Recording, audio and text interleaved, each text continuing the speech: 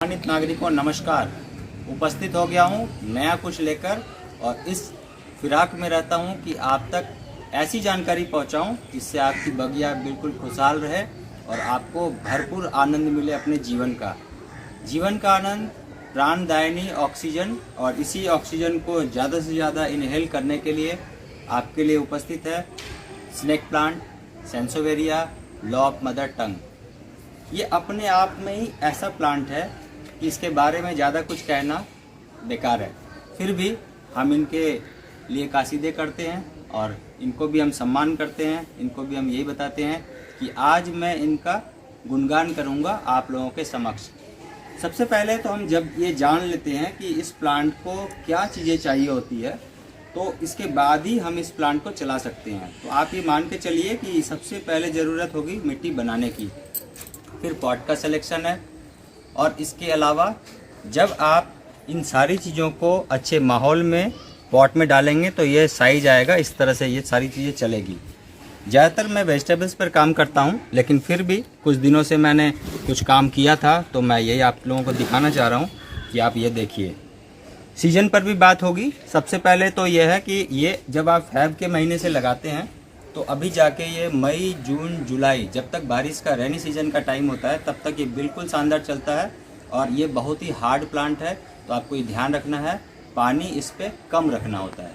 अब हम बात करते हैं मिट्टी बनाने की।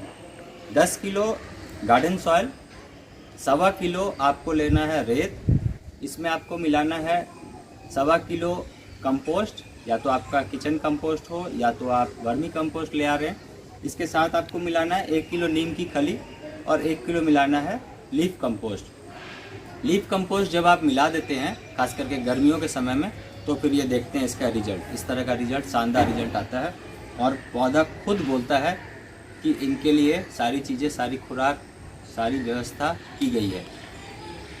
आपको ये रखना कहाँ है, इसके बाद का एक आएगा सिचुएशन कि आपको कहाँ रखना है। आप इसे ऐसे जगह रखिए जहाँ पर शाम की 2 घंटे की धूप या मॉर्निंग में 2 घंटे की धूप इनको आराम से लग जाए, या फिर आप हफ्ता में 1 दिन इनको मून लाइट में भी रखिए। आप शाम के टाइम में इनको अपने छत पर या बालकनी में जहाँ पर मून लाइट लग रही हो, चांद की रोशनी लग रही हो, तो वहाँ पर रखिए और इनको रात का जो ड्यू है वो लग जाए। खास करके वैसे समय में जब हमारी चांद का शुक्ल पक्ष होता है, उस शुक्ल पक्ष में भी आप रख सकते हैं। जैसे चांद का जो चांद रात का एक पखवाड़ा आता है, उसमें भी आप इनको मून लाइट में रखते हैं तो ये बिल्कुल शानदार चलता है। मून लाइट को देखकर भी पौधे अट्रैक्ट होते हैं और उनका ग्रोथ बहुत शानदार आता है।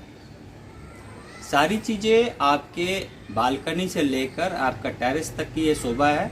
और इंडोर में भी जब आप रखते हैं तो इंडोर में आप इनको बिल्कुल अच्छे से कॉर्नर में अपने यहाँ रखिए, डाइनिंग रूम के कॉर्नर में रखिए। लेकिन एक चीज़ जो स्पेशल है वो ध्यान रखिए कि कोई भी पौधा इंडोर नहीं होता है। प्रकृति ने किसी भी पौधे को इंडोर नहीं बनाया है। तो आपको ये ध्यान रखना है कि आप इनको हफ्ता में कम से कम 2 घंटे की धूप ज़रूर दिखाएंगे। और चूँकि अभी गर्मी का समय है तो आपको दिखाना है सुबह की आती हुई धूप या शाम की जाती हुई धूप। इन सारी चीज़ों को जब आप करते हैं तो आपका पौधा भी बोलेगा थैंक यू। आप सभी का बहुत बहुत धन्यवाद वीडियो को देखने के लिए। यदि पसंद आए तो लाइक करें, शेयर करें और हमें दें आशीर्वाद। पुनः नई जानकारी के साथ उपस्थित होऊंगा, तब तक बहुत ध्यान से रहिएगा। Thank you very much.